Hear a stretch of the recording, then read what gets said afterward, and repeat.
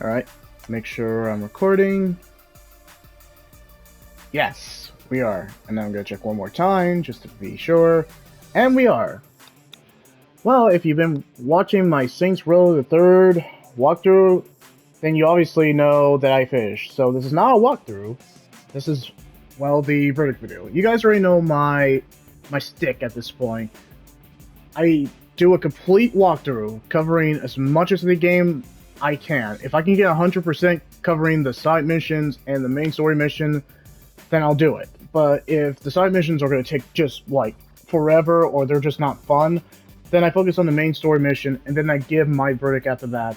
If it's a multiplayer game, then I play a good chunk of multiplayer matches and then I get my verdict. So, yeah, that kind of sums it up. Okay, so there's no good morning, good afternoon, good evening, and whatever time zone you're in because this is actually the verdict video. So let's just jump straight to it. And the final verdict of Saints Row the Third is a 9 out of 10. I can't help it. Is it better than the Turing test? I think the Turing test has a better frame rate in terms of that if we compare it, but in terms of the most fun, and I will come back to this if it comes back to PlayStation Plus. Not PlayStation Plus Extra and Premium, I mean PlayStation Plus Essential. It doesn't have to. This game is like, gosh, this game is old in terms of when it first came out. But that's besides the point. Why am I giving it a 9 out of 10? Well, that's what the verdicts video is for. So, let's talk about the negative. The game is buggy as fuck. I've been saying that since the first Saints Row, and I don't think it's any different with the Saints Row 2022. But the game is buggy as fuck. I bet if I go play the Xbox 360 and play this, probably the frame rate's a little better on this one, but it is buggy. As you can tell, character models kind of just glitch. Like one time I shot an officer, he literally glitched on the wall. Oleg literally pretty much pushed my vehicle I was in. He just pretty much body slammed it. That was another thing. What's another glitch I've seen before? The game went black. The game had a game crashing bug that I've seen in Marvel's Avengers and a few rare games, but it happened. Sadly, it happened with this game. You would think on the PS5 version, they would have fixed it. They did not. The game is buggy, and there was too many visual glitches, and there was just too many oddities in terms of like the visual and in terms of the gameplay. There was a one character who was talking with another character, and then they overlapped each other, or the voice got really low. There was just too many glitches. Too many visual and too many gameplay glitches that it kind of detracted and was very distracting. Some were funny, like in rare cases, but some were just frustrating. They were. I hate to say it, but they were frustrating, and I didn't like that. And the more I played that, I didn't like that.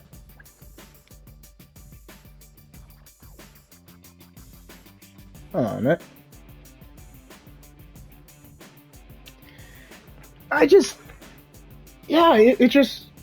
The more I play the game, the more I just realize how buggy the game got. I cannot stress how that is. But besides that, I still give it a 9 out of 10. And here's the reason what's the positive. That's really the only negative I had. I try to think of any other negative that I had. Like, maybe the story's not the greatest, but no. I thought the story was pretty great. The negative was the glitches. I mean, that's pretty positive that's the only negative I can find in this game. This game, really, for the glitches, should have got a lower score, but I give it a 9 out of 10. And here's why. So, the positive. Can I say it's visually... Okay, yeah, here's one of the positives. Compared to the Xbox 360, the visuals were not... they were good in the Xbox 360 version, but it wasn't like... Compared to, like, let's just say 2 and 1, the visuals were just kind of about the same, or it just was kind of not great too. But now with the remaster edition, I like that the new characters look like actually like cartoony, but in a positive way. I like how Johnny Gat looked, and the characters that we saw in the Xbox 360 characters they look more polished and visually better. They're still cartoony looking. Oh yes, absolutely cartoony as fuck. But in terms of like the new enhancement because of remastered, they look better. No one looks bad. Everyone looks actually kind of cartoonily good. It's actually kind of surprising. So all the kind of like the only one in the exception, and he's kind of part of it in terms of the glitches, was Cyrus.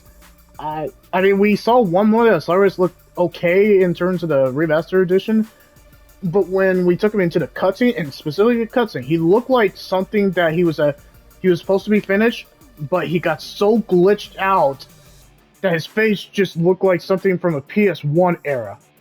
He just looked like a very incomplete PS1 game, and that's pretty bad. But that's really just going back to the glitches in terms of visual, in terms of gameplay. But in terms of like the improvement in terms of the visuals of the previous characters, everyone looked pretty good. In terms of the enhancement, I was actually I liked it in a sense. That's really the one positive I can say in terms of the visuals. The new character models look good. Even Kenzie, she looks good too. And Chandi, or all the existing characters. I don't know why they had Kenzie show more skin, because I don't remember her showing more cleavage. Cleavage than the previous one. I don't remember that, but hey, it's Saints Row, so you just kind of roll with it. Along with it, the assortment of weapons, another positive, the assortments of weapons, when the gameplay wasn't being buggy as fuck, the weapons were so fun. You had pretty much a purple dildo as a weapon, but called a Proto-Trader, I shit you not. But along with that, the upgrade system for all the weapons you basically get a Call of Duty, Airstrike, an Annihilator, rocket launcher, you get a sniper rifle, you get pretty much another rocket launcher that you can pretty much shoot an octopus to mind control your enemies. Yeah, that happened. You also can remote control remote control enemy cars. That's another positive. Or you can just call up an airstrike. Everything that this game does is just perfect in terms of its weapons. They're all insanely cartoony and just fuck all kind of things, but they're so fun. Yeah, they're all fun. And along with the weapons, you get a better... I think the missions had much variety. Because in 2, they had variety, and they were still good, but they got a little repetitive, and not understandably. Maybe it was the story, but I felt like there was more variety and great spins of story missions. All of the story missions were fun. I tried to think of a story mission that was not fun. Most of the story missions were fun, so that's because they were so outlandish and so ridiculous. That's the beauty of it. Saints Row the Third really did not give a fuck in terms of the story mission, and they kind of paid for it. It gives us a great, ridiculous story. It's not the greatest story. Come on, it's not. It's not trying to be the greatest story, but it's a ridiculous story that you just can't take seriously, but you have a fun with the ride. And with the tale of friendship that we get, that's also pretty good. Or it's pretty great. Along with that, but the self-aware humor of pretty much previous Saints Rows, it's just a ridiculous story. Very well done. Because of the story missions are very well done.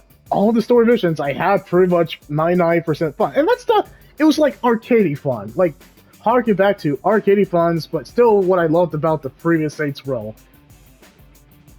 Just pretty much balls to the wall fun. So, along with the assortment of weapons that are just so fun to use and so quick, it just has the combination of what we liked about Saints Row 2, the gameplay, the zoom in, along with pretty much what we liked about Saints Row. It's in there, but it's pretty much Saints Row the Third, and that's kind of another positive, but the story missions really help because, I mean, you don't see a lot of games where you go to a literal sex invitation party and basically interrogate gimps. Or you're basically riding or in a horse carriage of literally kind of a pimp. You're literally riding a pimp as a horse carriage. Cannot make that up. Or basically pretty much storming the Morningstar headquarters, going to Power by Kanye West. Can't make that up. But the more ridiculous it got, like Gangsters in Space, perfect ending. Yeah, you can't deny the story missions were just, they knew what they were doing and they were having fun with it. That's a positive in itself, along with the weapons that we got. I never was bored with the gameplay. I was never bored with the gameplay in terms of the story mission. When it was the story mission, oh gosh, it was great for it. And the activities that we got because of the open world is not the prettiest to look at. The character models are better looking, but the environment's not about the greatest looking. It's definitely buggy as fuck too. But the activities that we do with it is so well done. I mean, you have a Tiger Escort, you're chainsawing luchadors, you're pretty much doing a Take Mayhem. They brought Mayhem from the first game. They brought the Escort, like I said, Tiger Escort, but they brought it in the Tiger Escort for the first game. They just did a unique spin on it. You're basically doing Tron and the motorcycle. The list goes on of crazy shit you go. They even have a Professor Genki of literally murder mayhem. If it was a reality show, that's what they essentially did. None of the activities are bogged down. They're, in fact, very fun in this. I think these are my favorite activities in terms of the Saints Row series. I think the first game is my second favorite because it was just the start of it, but I can't deny I had the most fun activities on this. I'm still playing the activities because they're so fun. But that's the thing, they do it so well in this. Am I a fan of Saints Row the Third? Am I a little biased on it? Yes, I am. Along with that, another positive that I was not expecting, the voice acting is pretty great. I was not expecting the voice acting to be great. And 2 words, or actually 3 words, Burt fucking Reynolds. That is all. Now, along with Daniel J. Kim as Johnny Gat, he's always being OG as Johnny Gat. He's a perfect role for him. Sad that his role was cut, but I get it. They had to make room for the new characters. Hate that, but for the short cameo that we got from, yeah, he's still perfectly cast as Johnny Gat. The boss character, I didn't like his voice actor as much. I think it was still good in the second one. I just liked him better in this one. So along with the characters are just likable too. That's another positive. The characters are likable. You can get behind them, no matter how psychotically fucked they are. They're just really entertaining characters throughout. And I think, and I hate to say it, we'll have to see. I can't make a judgment call on Saints Row 2022, but I'm finishing up. But I like the characters in Saints Row the Third. I think they had a good balance of what they were. I think their archetypes was pretty straight on. Great characters. They were great characters. Fun, loving characters that you really just want to see what ridiculous shit they do next. Not just that, but they're all voiced well, including our player character. Whatever character or whatever voice you give your player character, they're all great. They're all great across the board. A performances. Burt Reynolds is one of them. Burt Reynolds, Oleg, player character, Jean-D, Viola. Well, not really Viola, but everybody's just great. I just kind of miss opportunity. Dex. I'm curious of what Dex's voice actor is like, because he wasn't great in the second one, but he was great in the first one. But the best voice acting definitely has to go to the Saints Row 1, but I think the third brought the voice acting better. I think they had better script writing. I think it was just better across the board. I was impressed of how great the voice acting was compared to the second one. It's definitely a major improvement. I think they had some great dialogue, great characters, and great voice acting. There was just so many quotable lines.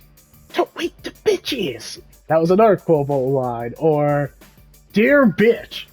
There was just so many quotable lines in this. It's just crazy how many quotable lines. Yeah, just well done, Volition, on terms of the dialogue, the voice acting, and the characters. I just liked them much better. I liked them in the first one, but I liked them superbly in the third one. There's a reason why this one is my favorite. It's biased, You guys might say something different, like Saints Row 2. But yeah, Saints Row 3 is still my favorite Saints Row to this day. So along with that, what else was great about this? The licensed music choice was another highlight about it. Powered by Kanye West was played in the trailer for this game, and it was great promotion. Great promotion. Perfect song for that trailer. Yeah, along with Power by Kanye West, every licensed soundtrack that we have for when we're doing the story missions all fit to a T. But when you're even just driving too, all the licensed music just fits. It's worth the 9 out of 10 by itself. And just when they're implemented into the story missions, they're fantastically well done too. It just makes a kind of like a normal moment that you would expect a normal moment to be dialed up to 11 and fits Saints Row to a T. Yeah, bravo on the Saints Row, the licensed music. The normal ODST, kind of like the main music, it's nothing great. It's kind of decent. But the licensed music, it kills it. It kills it so much. Okay, so what else is another positive before we wrap up this verdict video? I'm trying to think of another positive that I enjoy. Besides horde mode and all the content, I think it was all the content that they have. There's just so much buck that you can get from the remaster copy. Along with the co-op campaign, which was in the second one. They brought that back from Saints Row 2. Good move. They brought a horde mode, which is basically kind of like killing the zombies, but also through co-op. That's also really good too. It is basically Saints Row hitting people with the purple dildo or any sex-related object against a bunch of hookers and prostitutes. I could not make that up. And it works for it because it fits Saints Row the Third's goal to be pretty much fucking ridiculous. Cannot stress that enough. Yeah, so I think that's another positive with Saints Row the Third. I guess my last positive point, compared to Saints Row 1 and Saints Row 2, GTA clones, they have their own identity. That's what I'm proud of. Saints Row was living in the shadow, and they were clearly doing a copy and paste of Grand Theft Auto with its mechanics and gameplay and its characters. But in Saints Row the Third, they just said, fuck it, let's just do our own thing. And they did, and it was successful. I like that they have their own identity, and they're not just relying on GTA still, but they're doing their own spin. I love that they have their own sense of identity. I think that's going to be my last point. Because it knows what it wants to be, and they just do not give a fuck about it. And because they do not give a fuck about it, you're on board with it from the very first mission. Yeah, its sense of identity makes it so much better. So, yeah, that's the only positives I can think of in terms of Saints Row the Third. If there was another positive, you guys can definitely leave a comment of what you guys enjoyed about Saints Row the Third, or I will take some feedback of what you didn't like about Saints Row the Third. It's definitely bugs. I know the bugs are buggy as fuck. We can't deny that. They know it, but they're not going to fix it. Sorry. But yeah, you can definitely leave a comment on your favorite Saints Row game, or if you're not a fan of the Saints Row, what's your favorite open world series? Just to give you a challenge. Of course, my favorite open world series is a tie between the Red Dead Redemption series and Grand Theft Auto. I'm sorry, Saints Row cannot hold a candle to those two series. Clearly, with all the sales and all the popularity they're getting. So, of course, guys, leave a like, comment, or subscribe. So, what is going to be the next on the agenda is going to be, we're going to do more of Saints Row, but we're going to do the female boss kind, like I mentioned at the end of the last video. But we're going to kind of do that sporadically. It's not going to be a big focus since we finished officially Saints Row the Third, pretty much a story mode. I might do a co-op campaign, but I'm not going to actually promise that. I might not do. I might do horde mode, like I did briefly in one of those other videos. But we're going to primarily focus on the female boss. Because I think we did everything we could, except for the activities, but there's no really need to do them, but I choose to do it, because they're fun to do. Along with that, pretty much tonight, after we do a little bit of Saints Row the Third, we're going to focus on Elden Ring, just for the rest of the week until Friday.